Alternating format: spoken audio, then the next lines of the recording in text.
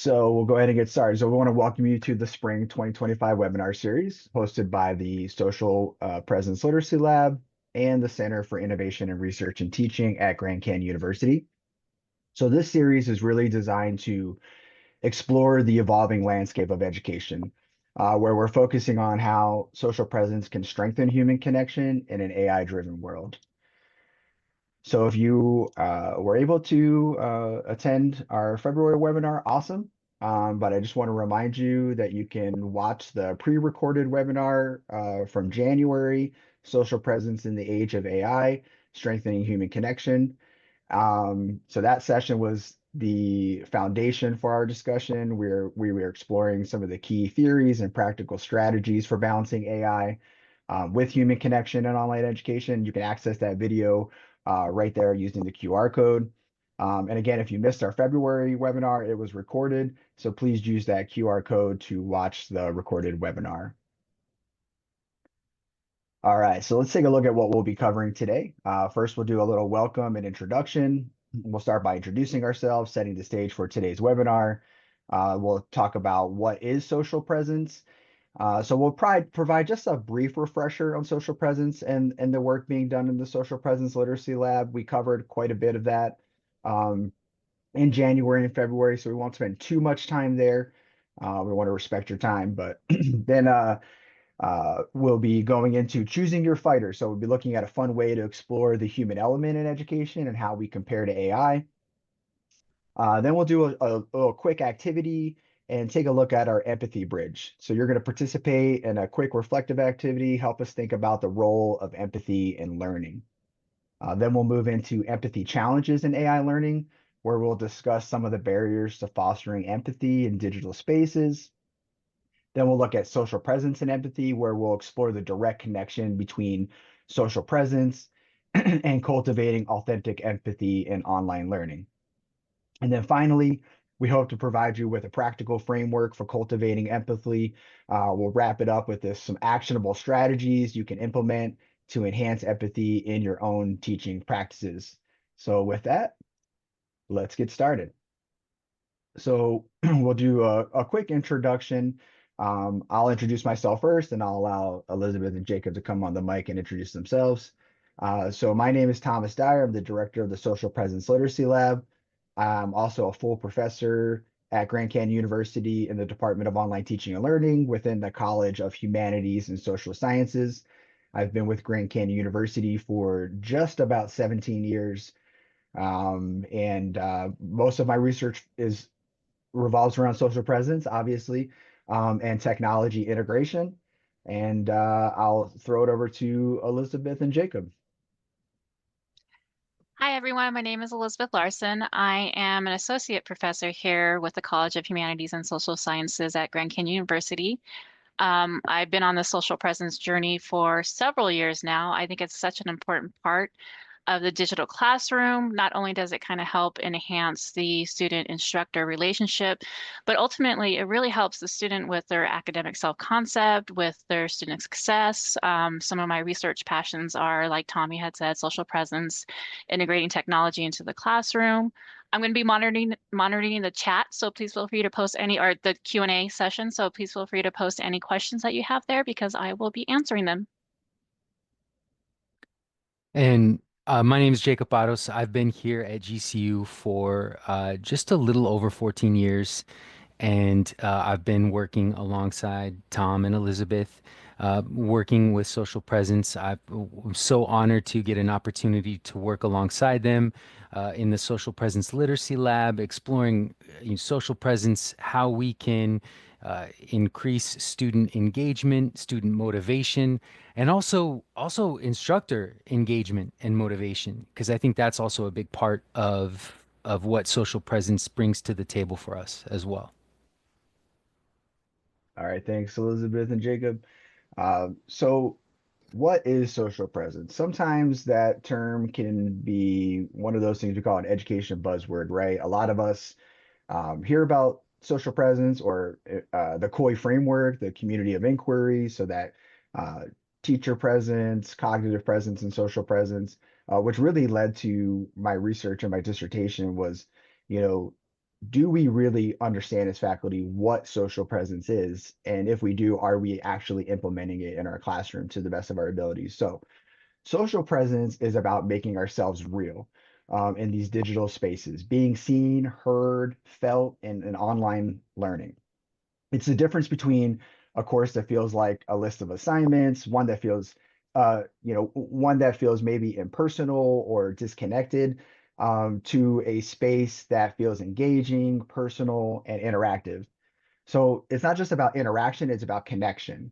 It's about students feeling like they belong, like their voices matter, and that there's a real person on the other side of that screen who cares about their success. So this has become increasingly important with AI entering the picture, right? We have new opportunities and new challenges. The question isn't, can AI replace social presence? The real question is, how do we use AI in a way that enhances rather than diminishes human connection?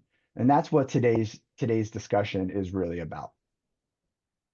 So to help faculty intentionally develop their social presence skills, we created the Social Presence Literacy Lab. We call it the SPL2. We launched the lab in April of 2024. So we're coming up. I can't believe we're coming up on just about our first year anniversary, which is crazy. This year has really flown by. It's been an exciting endeavor. But we launched this lab as a place where educators can explore strategies and engage in professional development and connect with others. Um, we want you to be committed to human-centered online learning, okay? So the SPL2 is built on the social presence literacy framework, which includes four parts. There's knowledge, understanding what social presence is, so having a deep definition and knowledge base on social presence, application, using strategies to enhance it, evaluation, assessing our impact of the with those strategies used in our classrooms, and then creation, innovating new ways to foster social presence. So beyond webinars like this one, we have training videos, discussion boards that you'll hear about a little later, and collaborative opportunities. If you haven't explored the site yet, we encourage you to jump in and take a look at the Social Presence Literacy Lab. All right, it's your time to choose your fighter. So one corner, we have AI, fast, efficient, never forget the deadline.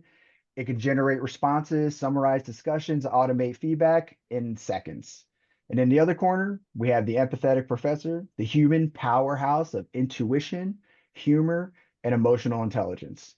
So this fighter can sense when a student is struggling, offer words of encouragement, and build trust that no machine can replicate. So who wins? Well, the truth is AI isn't the enemy. It's just a tool like any other technology tool that we've been integrating for years. Uh, it can't replace the human relationships that make learning meaningful. It's a powerful tool, but that's why we need to be intentional about how we integrate AI, ensuring that it supports rather than replaces the empathy, trust, and connection that defines great teaching. And that's exactly what we're going to discuss today. The role of empathy in AI enhanced classrooms. How can we leverage technology while keeping our humanity front and center? All right. So before we go any further, let's start with a quick activity. You can go to menti.com and use the code, or you can use the QR code. And so you'll see three statements. And I want you to think about a time when a teacher, a mentor, or a colleague made a real impact on you. What was it that made that connection meaningful? So option one, a personal message or check-in when you needed support. Option two, a moment of encouragement that motivated you. Or statement three, a deep conversation that changed your perspective. So you're going to see a Likert scale there. You're just going to drop your response using the Likert scale. Do you strongly disagree, neutral, agree, or strongly agree with either of those statements? So uh, chances are it was all of them and to some degree differences, but it wasn't just the lesson itself, but the human connection that made it special. So go ahead and take a moment to do that, and then we'll take a look at the results.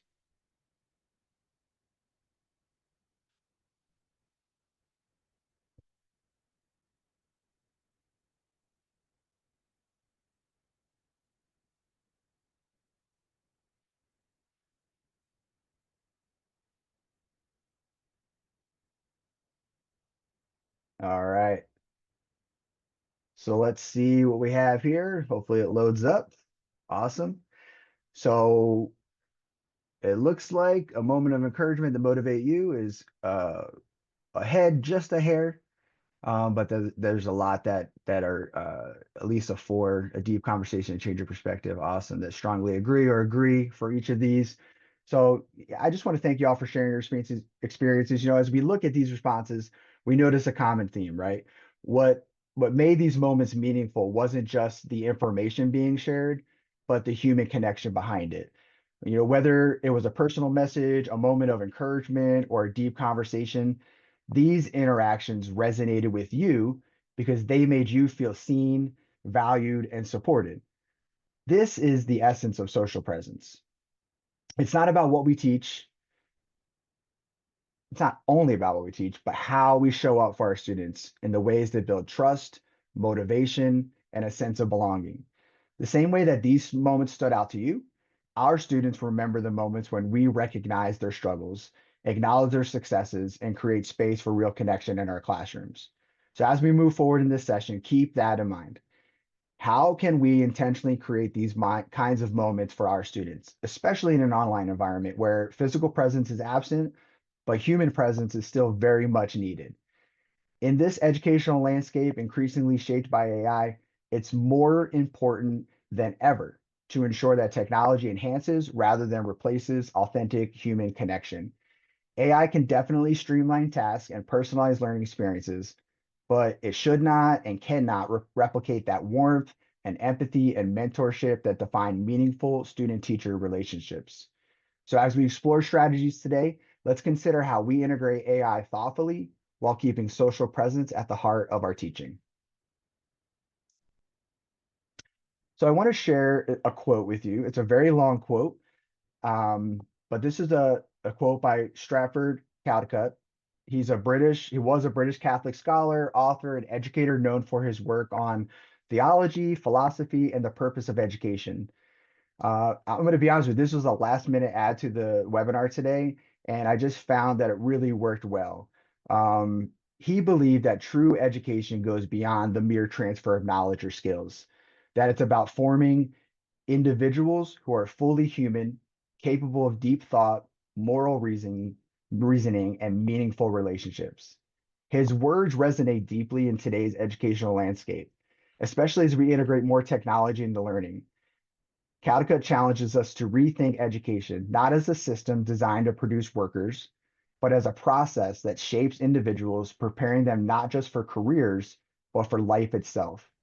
So, as we consider the role of AI in education, this perspective is critical. AI can assist with information delivery and skill development, but it cannot nurture human presence, empathy, or the kind of transformative learning that happens through real human connection. And that's where social presence comes in. Social presence is the bridge that keeps learning human, even in digital spaces. It ensures that our students are not just passive recipients of content, but active participants in a learning experience that values their thoughts, emotions, and identities. So let's continue to reflect on how we can cultivate a classroom environment that prioritizes not just what students learn, but who they are becoming. So now I want you to imagine a bridge. On one side, we have AI, fast, data-driven, they're efficient. It's capable of automating tasks and analyzing trends. And on the other side, we have that human-centered teaching, a warm, intuitive, and deeply relational, driven by empathy, trust, and shared experiences. So the key to making AI work for us isn't choosing one side, right? You don't have to pick your fighter. It's using empathy as the bridge between them. So when we thoughtfully integrate AI while maintaining our human touch, we create meaningful, connected learning environments. AI can handle some of the heavy lifting, but it's our presence and encouragement. It's our ability to truly see our students that foster a sense of belonging and engagement. So as we move forward, we are going to take a deeper look into the role of empathy in AI enhanced classrooms, how we can ensure technology serves our teaching and not replaces it. So let's walk across that bridge together as we explore how we can cultivate empathy in a world increasingly shaped by AI. So with that in mind, I'm excited to hand it over to Jacob, who will guide us through the role of empathy in online learning and how we can intentionally foster it in our classrooms.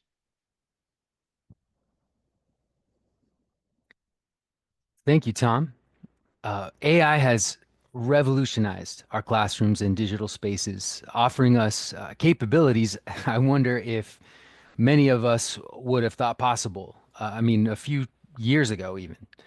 And while these benefits, a lot of which Tom touched on, cannot be overlooked, we need to be sure that we balance them with our humanity.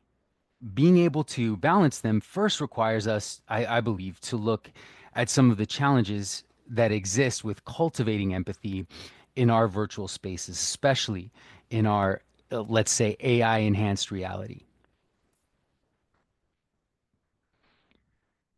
So I know some of you were able to attend our February webinar or catch the recording, but many of you with us today were not, and that's okay. But the reason I bring that up is because I spoke about teaching online being a zero-sum game, and this applies to our students as well. Any time spent doing one thing leaves less time to do another, zero sum. So the time we spend grading leaves less time for us to engage in discussion or to, reach out proactively to our students who may be struggling. And for our students, it can be a little more complicated. When they work on an assignment, they not only have less time to engage in discussion, but that time is impacting other responsibilities they may have. For us, the role of teacher is a substantial part of our identity. For many of us, like for myself, we're blessed. Being a teacher, it's our full-time job. Um, but for our students are often trying to fit being a student in with their full-time job or being a spouse, being a parent, an employee, or an employer, etc. So the time crunch of these two perspectives, the student and the teacher, poses challenges to fostering empathy that we need to be aware of. Of course, as teachers, we have a great deal of control over the teacher perspective, but we can't lose sight of the immense influence we have over the student perspective. But I wanted to break these two perspectives up individually.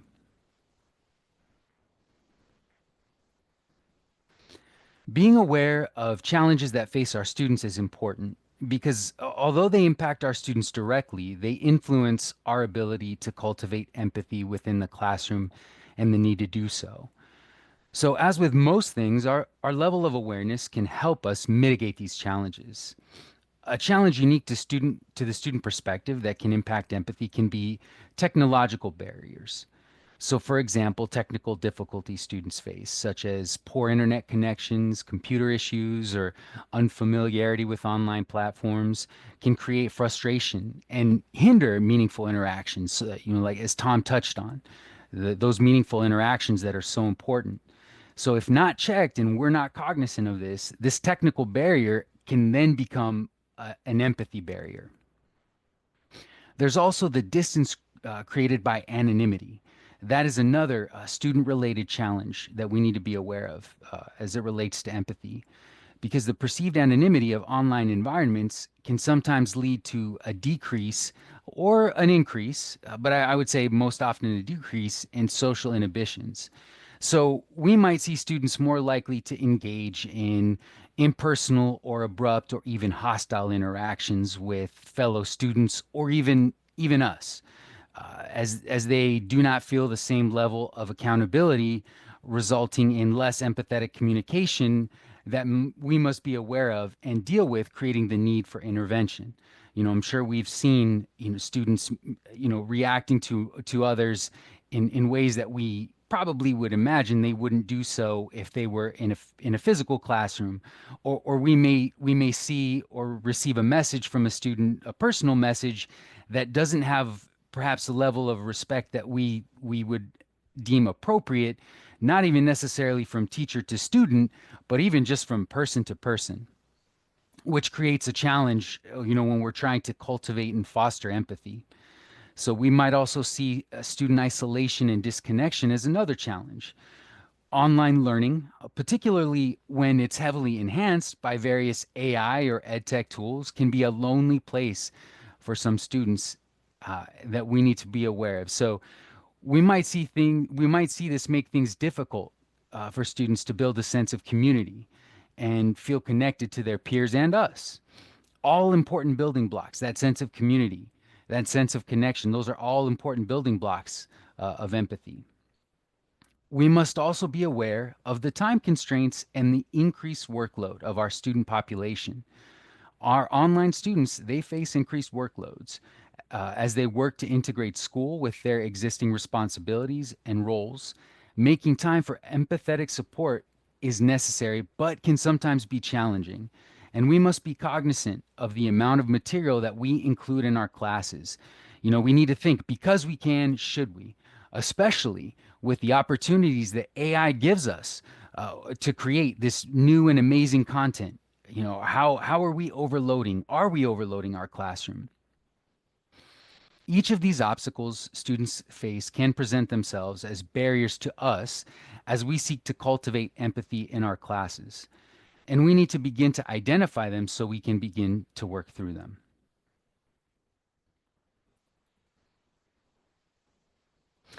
So when I go on walks with my son, he's 7, I tell him he's got to look both ways to cross the street. And it's no different here. We've got to look both ways to understand the challenges with empathy. And as teachers, there's a fair amount of challenge brought to the street that we need to recognize when it comes to cultivating empathy.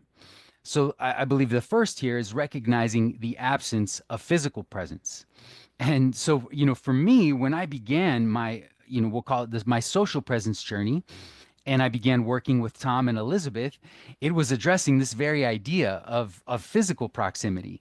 The online environment lacks the shared physical space that naturally fosters connection and empathy because it's hard to gauge emotional responses without that face-to-face interaction. And it was from this idea that Tom, calling upon his experience in the classroom, Elizabeth and I began to look at ways we could close the proximal gap with our students to try to increase their motivation, overcome the various challenges that they faced and we faced, and really try to see how we could build relationships, foster and cultivate empathy with our students in our digital spaces. We need to be aware of and understand the digital communication and limitations of text-based communication because text-based communication it can be easily misinterpreted, leading to misunderstandings and a lack of emotional clarity.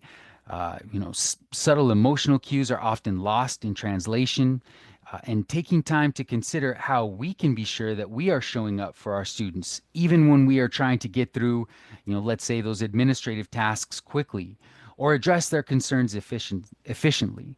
This makes me think about those long messages that we might receive after, let's say those deadlines in our classes have passed, and the kind of responses that we might send off to those rather large, lengthy responses that we might receive.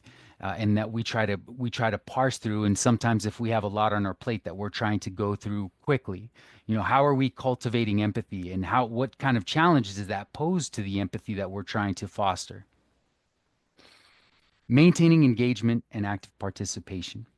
So, keeping students engaged and actively participating in online discussions and activities can be challenging and also time consuming. Um, you know, there can be a lot to do during our day, week. Engagement and participation can be kind of moved to the side so that we can meet deadlines. And, we need to be careful of how this can impact us and the way it can limit opportunities for empathetic interaction. We need to consider that, low participation could mean low empathy or at least low opportunities for empathy. And also, and I think this is an important one, especially for us as teachers, as in a challenge, is we need to be cognizant of, diverse student backgrounds and experiences. I'm sure that we have seen that our courses often attract diverse students from diverse backgrounds. We have students in some cases from different parts of the world, but certainly from all over the country. And this can lead to differences, uh, cultural differences in communication styles and emotional expression. And this requires us to be highly sensitive and adaptable and be willing to look beyond our personal experiences, which can be, again, a significant challenge and one that we, really need to be aware of and have, I guess I would say, at least have on our radar.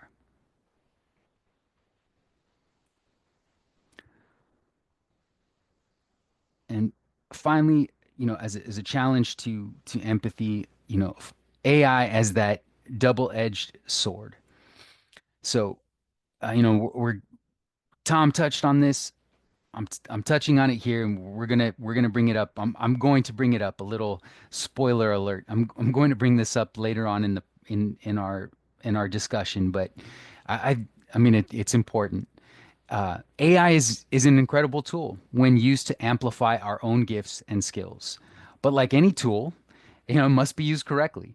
In the context of our online classes, it can be a great way to supercharge our capacity and the content of our classes and the content that we create.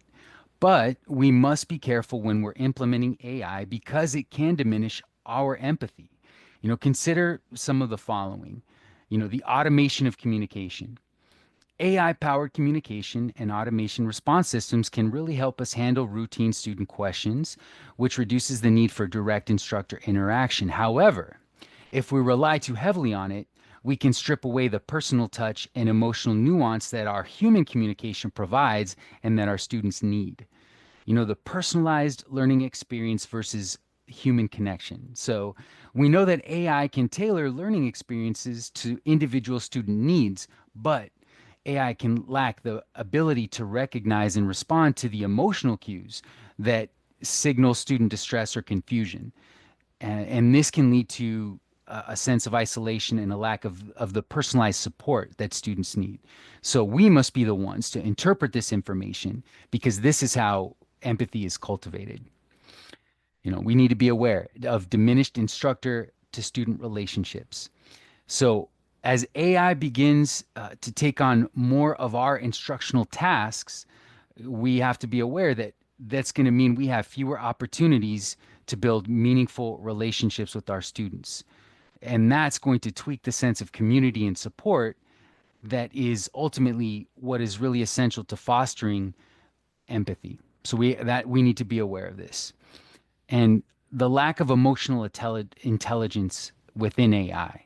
So, AI, as it currently exists, lacks the capacity for genuine emotional intelligence.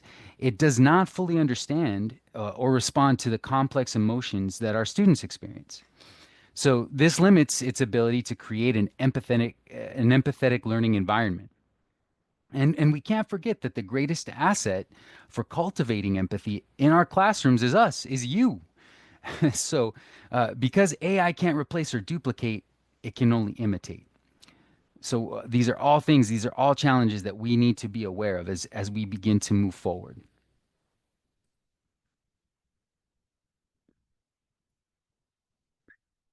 Now that we've identified some of the challenges for cultivating empathy and the need for bringing it into our classrooms, and by it I mean empathy, I want to kind of look at and explore the link between social presence and empathy. And this is really where we're going to begin to see the framework of social presence that Tom covered really, I believe, kind of come into focus here.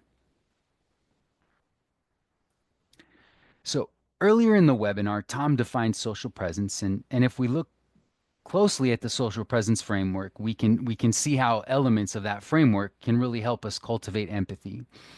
And social presence plays a vital role in humanizing the online learning environment because what it does is it combats potential feelings of isolation and detachment and creates an opportunity to inject empathy into our encounters with students. And this is what this might look like. So, uh, breaking down the distance barrier in our online environments, because that can feel impersonal. So, the element of accessibility, which can be found within the social presence, it bridges the gap by creating a sense of nearness. Through regular interactive communication, instructors and students feel more connected, and this reduces that perceived distance. Uh, Revealing the real people behind screens is extremely important, and social presence does this through encouraging individuals to share aspects of themselves beyond their academic roles. And this can involve instructors sharing personal anecdotes or insights, students expressing their thoughts and feelings in discussions, using video to show facial expressions and body language. These actions remind everyone that they are interacting with real people and not just avatars or usernames. One of our colleagues who he teaches math, and he makes sure he stresses making sure that every week his students see his face, hear him on video, so that they get that connection. They get to, in a sense, quote unquote, feel his presence every week. And we have another teacher, another colleague of ours who teaches education, and he created a poster in Canva where he shared a more personal side of him. He shared some photos of himself and his family on vacation, uh, doing some leisure activities that he enjoys. He's a coach, he's a swim coach. So we shared all of that, and that he shared really enhanced his connection with his students. And it had some great, we'll say, repercussions, not just in that first week in that introduction, but throughout the class that he saw in discussion and in his end of course surveys. Fostering a sense of community. So when students and instructors actively engage with each other, it creates a sense of belonging or group cohesion, as we identify as an element of social presence. And this community feeling is essential for humanizing the online experience. And this can be achieved through interactive discussions, collaborative projects, informal social interactions. So this is an opportunity for you to reflect, as Tom mentioned, reflect what might that interactive discussion look like for you? What could it look like for you? Can you have a collaborative project, and what could that look like for you? Informal social interactions. It takes a different meaning in an online context, but how could you foster that? What could that look like? How could that look like in your classroom? Enhancing emotional connection. Online communication can sometimes lack, the emotional cues that are present in those face-to-face interactions. And so we can use social presence to help to address this. By encouraging the use of expressive language. So, we get to promote active listening and empathetic responses. Again, we can use video to show emotional responses, and these actions will help us to convey emotions and really build those stronger connections. We promote authenticity. So again, by using social presence, we as instructors we along with our students show our authentic selves. And we do this by, for us instructors especially, we acknowledge our mistakes or challenges. We express genuine enthusiasm for learning. We open ourselves up and show our personality. I think our students like to see our personality. And because authenticity really creates a more relatable and humanizing learning environment. I believe empathy is kind of the scale, if you will, that can balance the tremendous benefit that AI and edtech tools can provide us. And social presence is the mechanism by which we can really cultivate, our knowledge of these strategies, how we can apply them, evaluate their application, and then continue to create them and evolve as educators. So, as I mentioned, social presence provides us with the delivery mechanism for empathy. And one of the ways we do this is through increased engagement, not just with our students, but with ourselves. So, we do this by increasing a sense of belonging. So, when students feel they're a part of a supportive community, they're more likely to actively participate.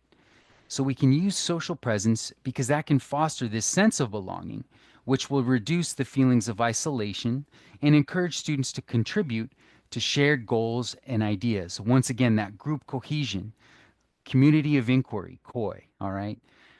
This leads to enhanced communication and interaction. Social presence opens things up, open and frequent communication between students and us. So check out our knowledge series in the Social Presence Literacy Lab for a little bit more on this. This leads to more dynamic discussions. Again, an opportunity for some collaborative projects or collaborative interactions, knowledge sharing, all of which contribute to higher engagement. Heightened motivation and interest. When students perceive that we, their instructors, and their peers were real people, they're more likely to be motivated and interested in the course content. And social presence creates a more engaging and stimulating learning environment. Greater willingness to be a participant in discussions. When all this is going on, who feel more comfortable and connected are more likely to share their thoughts and ideas in these online discussion. And this is going to reduce the fear of judgment and encourage active participation, which is going to bring about what we desire, which is improved collaboration and teamwork. So what this does is facilitates effective collaboration. This is going to build trust and rapport among us, among our students, and lead to, again, those productive group interactions, projects, and a sense of shared responsibility. And I think this is really important as well. This is going to increase our engagement because when we actively participate in the online community, in our online community, and show our own presence, this is going to encourage our students to do the same. And when students see that we're involved, they're more likely to become involved as well.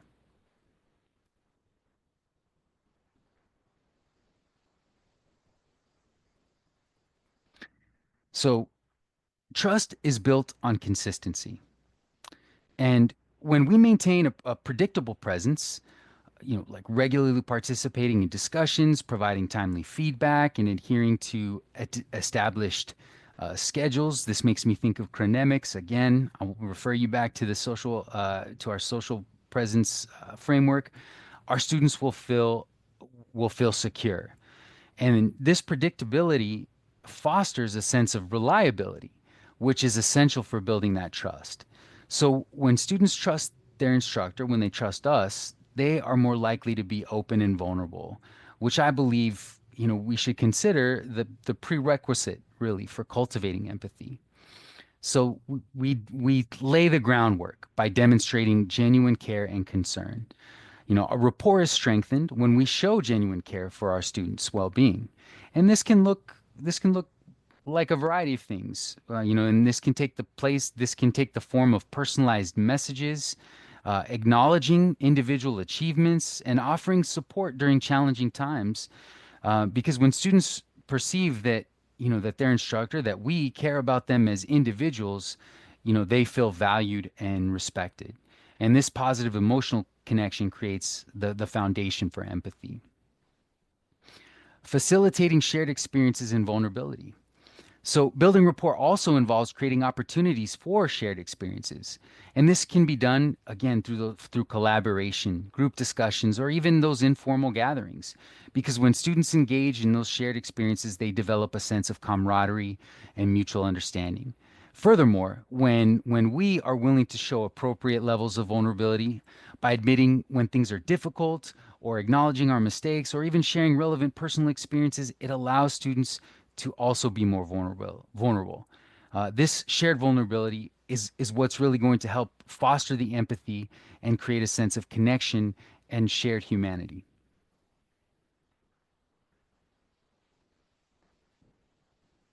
All right.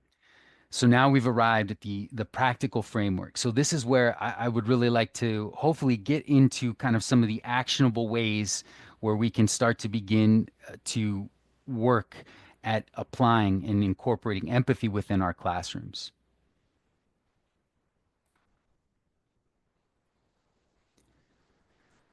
Okay, so let's see who's still with me. Hopefully, I haven't put anyone to sleep, and I appreciate your patience and bearing with me. I'd like you to take a look at the following instructor actions, so A through D. And with the reaction buttons in Zoom, give me the reaction that corresponds with the option that you feel cultivates empathy. So if you see several, I'll say go with the one that you feel does it the most significantly, or even better, let's say the one that you may have used the most recently, or the one that you've used with the greatest level of success. So I'll give you a couple minutes. Let's see some of those reactions come through.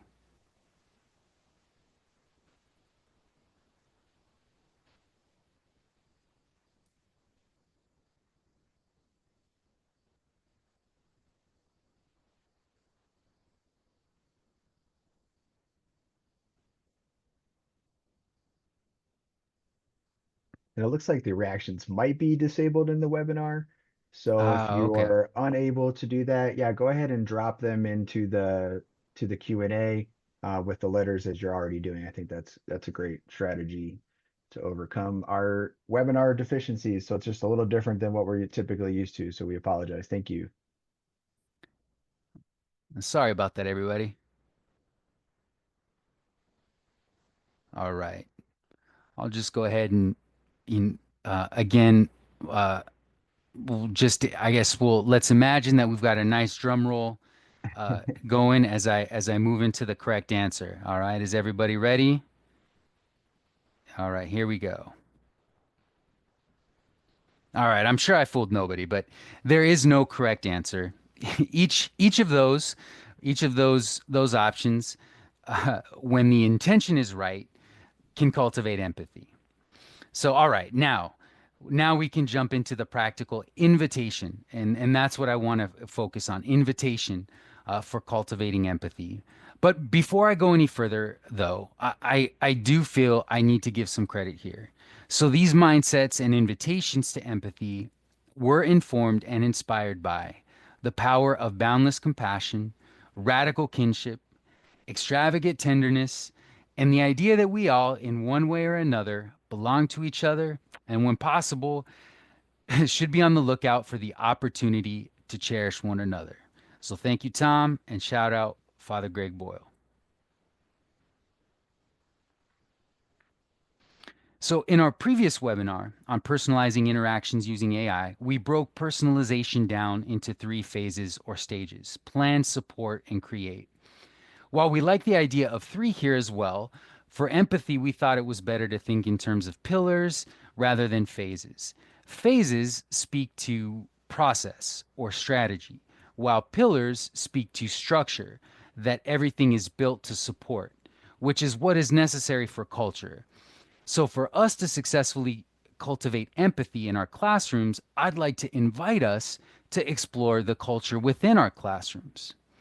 Now, the reason we position empathy within culture is because strategies and processes should be implemented in the service of culture, not the other way around.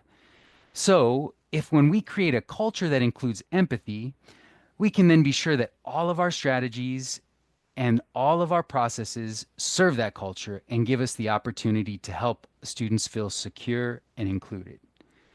And the three pillars I'd like to invite you to consider more so than suggest are as follows: intentional connection, openness and curiosity, and patience and flexibility.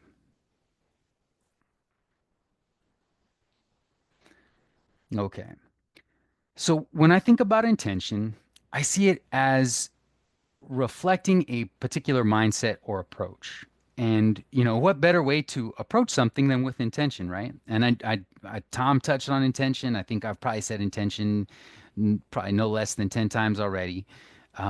So when we seek to cultivate empathy, we can do so through intentional connection.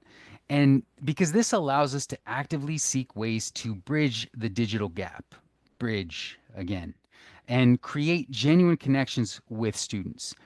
Because it's about recognizing that online interactions, while different, can still be deeply meaningful. So, how might this show up? And I'm sure many of you are thinking about that right now. So, we we prioritize regular and personalized communication. Be present and attentive when reading and responding to your students. Consider incorporating synchronized sessions like Zoom office hours, Look for opportunities to use video or audio to convey warmth and authenticity. So what could that look like for you? What might that look like for you? Here might be a good opportunity to consider using, like Microsoft Bookings or Calendly to give students the opportunity to schedule meetings with you or you with them. Recognize that online interactions require a higher level of intentionality than in-person ones do.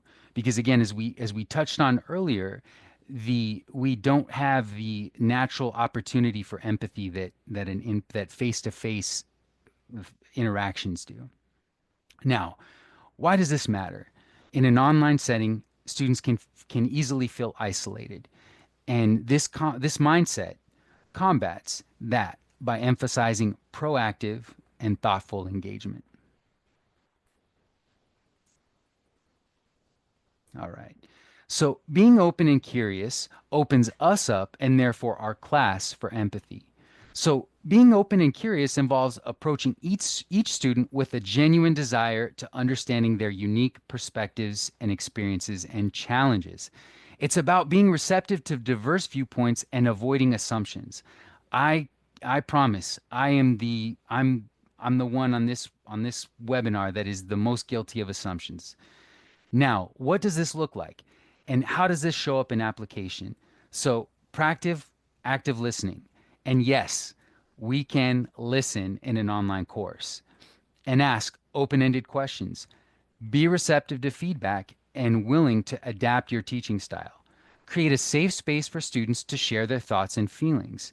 Acknowledge and validate diverse backgrounds and experiences. Be curious about the students' lives outside of the online classroom. So, think about those large messages you get and the time that you spent just trying to parse through what it is that they need from you. They need an assignment reset, they need an extension. They have what is the question that they need me to answer. And instead, what is it? Maybe what they really need from us is they really need us to hear what's going on in their life, being open and being curious. Why it matters. Online environments, they can sometimes obscure the individual experience of the student. So this mindset encourages us to look beyond the screen and see the person behind it. All right, final pillar, I promise, is an invitation to be patient and flexible. So I think this involves recognizing that online learning can present unique challenges and that students may need extra time and support because it's about being understanding and adaptable. This can look this can look like many things. And for our purposes, it can look like being patient and offering grace when our students encounter technical difficulties. Again, think about those technical barriers.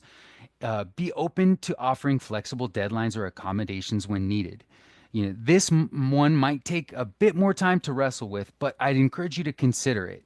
There is a way that I believe you can arrive at what this looks like that remains true to who you are and still is empathetic. As always, operate from an understanding that our students are balancing many different things, and the online learning process requires ongoing adjustment, just like it requires ongoing adjustment to teach online. So I think as long as we're operating from that position, I think empathy can be there. Why it matters. Online learning can be stressful. I think we know this, just like online teaching is stressful. And students may be juggling multiple responsibilities. This mindset allows us to be supportive and understanding and foster a supportive and understanding environment where our students can and will feel safe to learn and grow.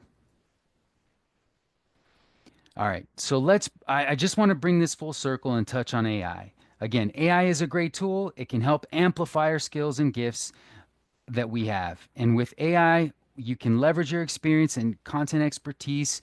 You can supercharge your course. You can create engaging material for your students. You can keep your classroom fresh and engaging. AI can help take some of the administrative load off your plate. We can use it to generate data, which can help us proactively reach out to our students who are struggling. It can give us the chance to offer personalized support.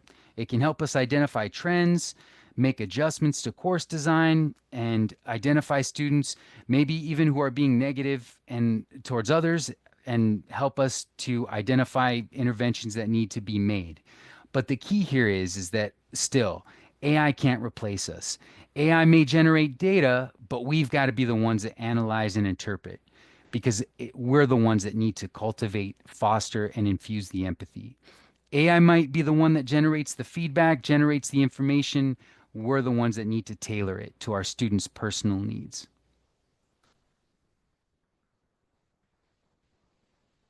So the call to action. Let's not let the discussion on empathy, what it looks like, its importance, and the role social presence plays in cultivating it stop here.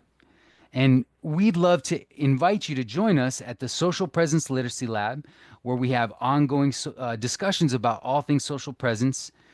Uh, We'd love to have you join us. Please come. We've linked the homepage to the Social Presence Literacy Lab at the bottom of the slide. We've got the QR code there. So once you're there, be sure to sign in, use the same credentials you would for Halo, and then navigate to discussion, and then please join us. We have several threads going that are already there, or you can start your own.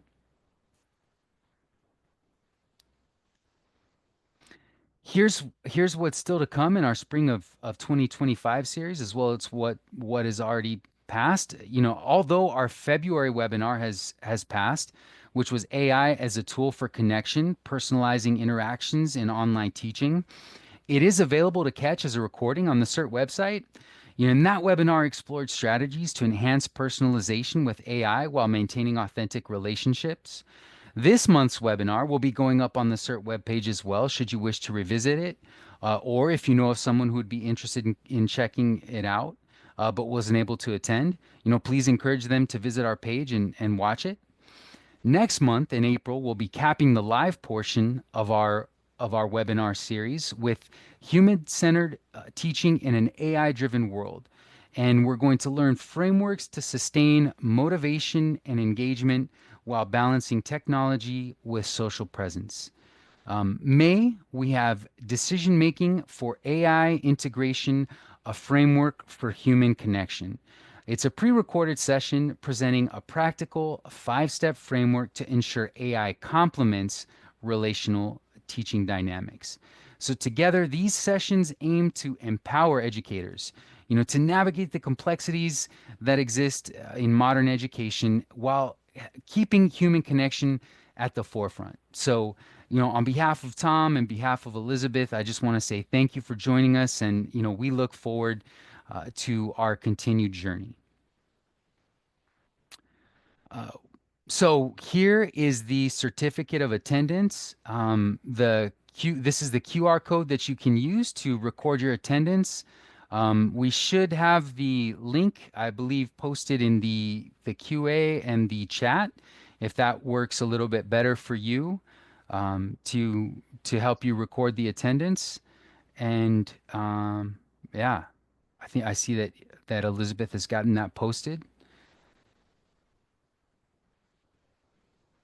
And that's all we have for our webinar. Elizabeth, Tom, was there anything? I apologize. I left you very little time. Was there anything that you wanted to jump in and add? Thank you, Jacob. Actually, in just a moment, I'll give people a second here to use that QR code and the link, but I'd love to go back to the discussion um, slide, and I'm going to be shameless and really plead with y'all to really get involved in the discussion. So, you know, the great thing about the Social Presence Lab and really our vision behind it was to um, become a community, a place where we can all come together and discuss these social presence pillars and strategies and the framework. And so a lot of you have asked some amazing questions, and even more of you have talked about some amazing things that you're doing in your classroom that align with our webinar today, empathy in an AI-driven education landscape. So we would really love for you to get involved in the discussion. We have a discussion question that is specific to this particular webinar that Elizabeth is she's going to be leading that, and but we'll be jumping in as well. but we would love for you to get into that discussion, answer some of those questions. And then there are, like Jacob said, there are some other discussions that we've been going through throughout the year. So if there's something that, tickles your fancy, you can definitely jump in and do that. But we really want to get in there and have you participate in the discussion so that we can really become a community that helps each other, works with each other, gives each other ideas. That is the place where we can really get into more of the strategies. A lot of webinars, you do get a ton of the how. Today we spent a lot of time on why, and in future webinars we'll be doing a little more how, but I always think it's really important to know the why to do things. And so I know that some people wanted more strategies, but we can do that in the discussion forum. So we'd love for you to get in there. If this isn't clear enough, like please get in the discussion forum. Let's chat, let's talk, and let's really become a community.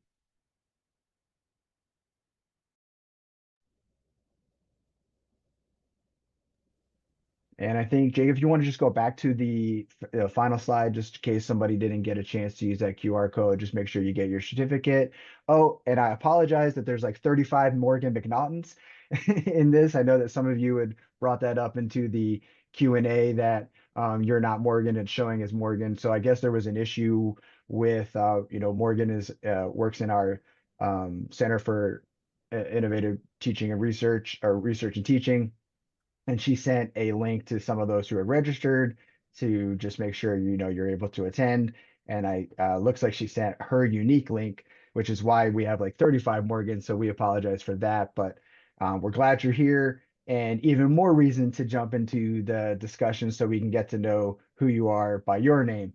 And yeah, that with that, we thank you for joining us today. Thank you, Jacob. Awesome job taking us through your empathy and action, and connecting it with social presence. And we hope to see you back in April.